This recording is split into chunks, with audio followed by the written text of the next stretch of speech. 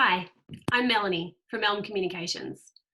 Since the beginning of this year, I've been talking to local Canberran communication professionals. I wanted to help connect communication professionals across the city to help everyone get to know each other a little bit better, to share insights and lessons across our community. I want to help build our profession up, and I think a great way to do that is to learn from each other.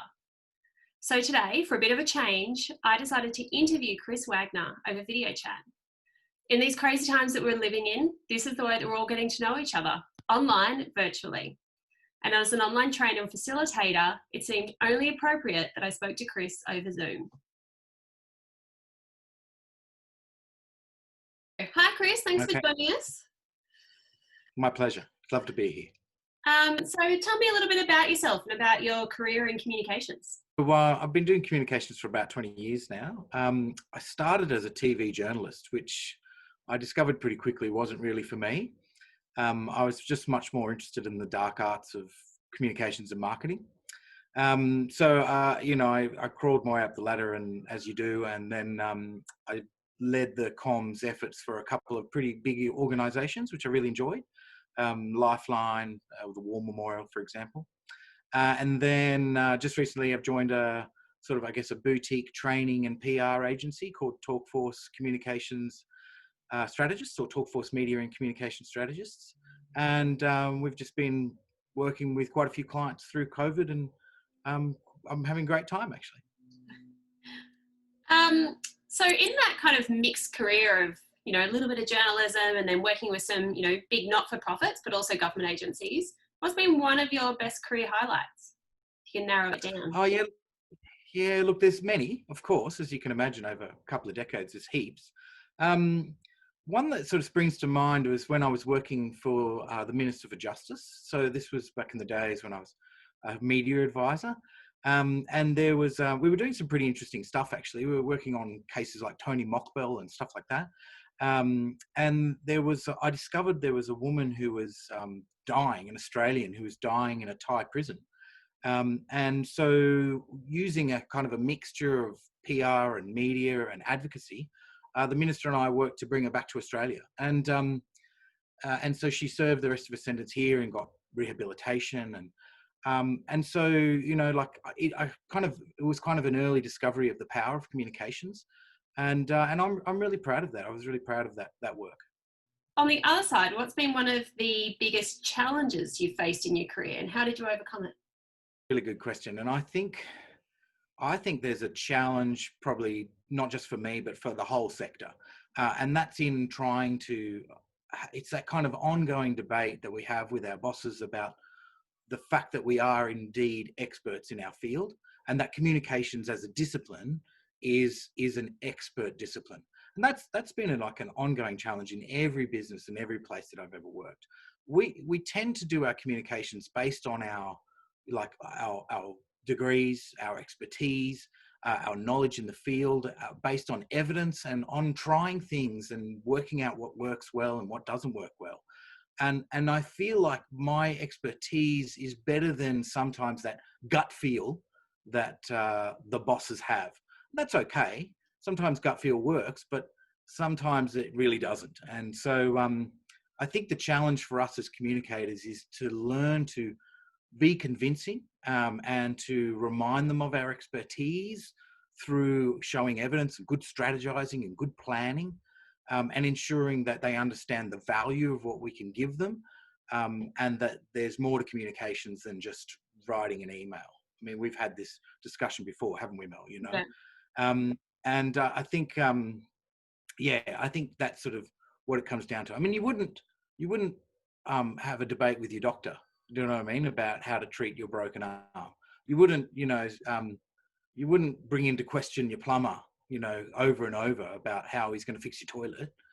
These are sort of really expert disciplines. And so I think sometimes we've just got a job to remind our masters and those around us that comms is hard, but if it's done well, is really good and really powerful. And that's something that's, I guess come through as a pretty consistent challenge during this series. Is a whole range of people from a whole range of sectors have said, the biggest challenge is that I'm not taken seriously as a professional, and I'm not taken seriously within an organization, in showing that evidence, have you had a real success story where you've managed to sort of flip someone around that was, a bit skeptical about comms, and you've sort of like, had a real win? Yeah, I've been blessed in the past to have some really excellent bosses that really got it. And that can be really refreshing. And I remember I had one particular boss in a pretty significant non-for-profit I worked for, and he was really into social media. And I remember convincing him that it was probably good for him to have his own channel as well as the sort of business channel, so that he could build his own personality and build his own reputation and start to build his own audience. And he took that on board, and he ended up being really quite heavily followed, and became quite a prominent sort of person through his social media presence. And so that was really refreshing, and I felt like, wow, like just a simple thing that was a piece of advice actually ended up really assisting him in his own career, in his own reputation. Yeah, awesome. Yeah. So we're living in a fairly weird world at the moment, and particularly in communications. And it's a little bit hard to predict what the future is going to bring. But what changes do you think are going to impact communications in particular over the next decade? Yeah, this is a really interesting question, Mel. I think we're all underestimating the impact that the ongoing digitization of the world is going to have on us. I remember being at uni and doing my journalism degree, and I remember saying to my journalism lecturer that I think the future of journalism will be the media will be out there with a laptop and a camera, and they'll be filing stories and uploading it directly to the internet. And I remember her telling me that I was crazy and that they'll never replace TV and the newspaper. And what we've seen is that actually now newspapers are practically dead because you get the news online. So I think what we'll need to do as communications professionals is to stay really agile, to be really flexible. I mean, it could be within a decade that like I'm getting the news on the inside of my glasses, for example. We just don't know the pace of technology. And so it'll be about ensuring that we keep up to speed with that technology advancements, that we make sure we know how to translate and speak through these new channels and these new digital approaches, and that we keep our people around us up to speed. We've got to keep our staff knowledgeable and up to speed on what's happening. And then we also need to upskill the management above us, do that upward management stuff and make sure that they understand that, some of those old approaches that they took aren't going to work in the new world because the audiences aren't there, and people are just, they're just not going to reach the people that they need to reach. The audience is king. We know that, there is no one more important than the person receiving the communications. And so if we're not talking to them in the format that they want to receive that comms, well, we're just shouting out an open window.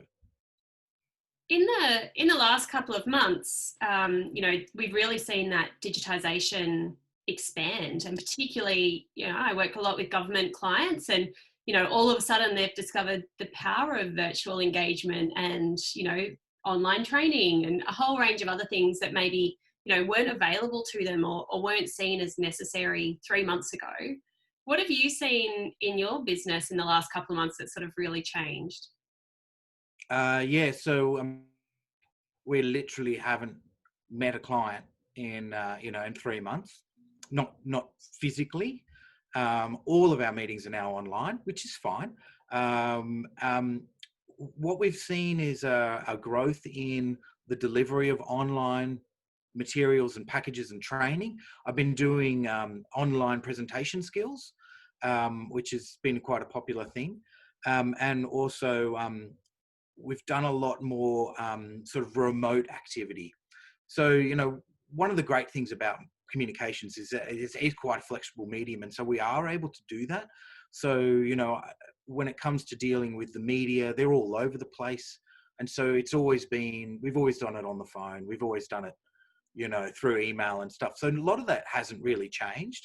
But what we're seeing is a more acceptable an acceptability of that from our clients, and so they're really excited and they're really pleased that we're able to continue that kind of business as usual, because in a lot of ways we're already geared up to deliver online. Yeah. It's an exciting world. I haven't hated isolation. I mean, when you kind of work from home anyway, working from home, it's not really a big difference. I've quite enjoyed sort of adapting and helping my clients adapt to that online world as well.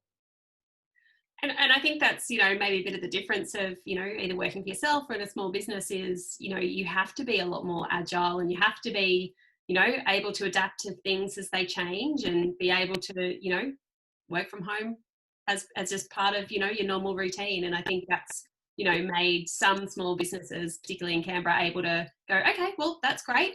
Let's just, get on with it. Yeah. Well, because we've got to get on with it. Communications doesn't stop. News cycle doesn't end. It's a train. I always say the news is like an old Wild West train. It just chugs along, doesn't stop at a station. We can sort of ride up to it, try and grab on for a while. We get flung off for the next cowboy. So it's constant. We've just got to keep doing it. So that's what we're doing. We're just going to keep doing it. Last question. If you could share one tip with the other communications professionals that are watching this, what would it be? There's so many tips, but what we tell our clients, particularly when we're doing media training, is that you've got to remember that at all times, you are in control. You are totally in control of what is coming out of your mouth, of what you are communicating. You control what you say in an email. You control the timing of your sending of that email. So what we need to do at all times is remain calm, keep a calm head, stay professional, use our expertise, use our evidence, and remember that we control what we say and what we don't say. People can't make us say anything. People can't make us communicate in a particular way if we don't want to. So that's my main piece of advice. It's like, if you're doing a media interview, people get really scared of the media because they think, oh, the media's going to take control and make me say things and make me do things. Whereas in reality, they can't make you do anything you don't want to. They can't make you say anything you don't want to. I mean, obviously there's techniques and tips that you can do and you can use. But in reality, at the end of the day, I just want all my communications friends to remember that we are the boss of our own communications. We're in control of that. And that's going to be the best way that you're going to achieve the things and the goals that you need to achieve. Thank you very much, Chris Wagner. It's been lovely talking to you. And I appreciate you being the first brave communications professional to do this via video.